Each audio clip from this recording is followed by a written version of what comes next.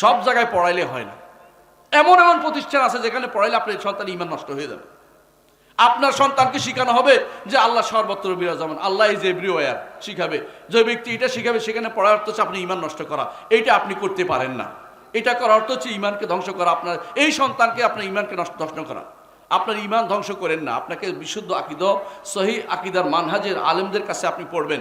আলেমদের কাছে আপনার মাদ্রাসা, ওই মাদ্রাসায় পড়বেন যেখানে সহিহ আকীদা মানহাজ আছে। যেখানে সেখানে পড়াই আপনার ঈমান নষ্ট করে আর লাভটা কি? খরচ করলেন। পয়সা খরচ করে না? পয়সা খরচ করে। আল্লাহ তাআলা কোরআনে কারীমের জন্য বলেছেন ফাসায়ুনফিকুনাহা সুম্মা তাকুনু আলাইহিম হাসরাতান ইয়াউমাল কিয়ামা। তারা খরচ করবে আর কিয়ামতের দিন আফসোস করবে, হায় রে কেন এগুলো খরচগুলি করছিলাম। বুঝেন কিনা?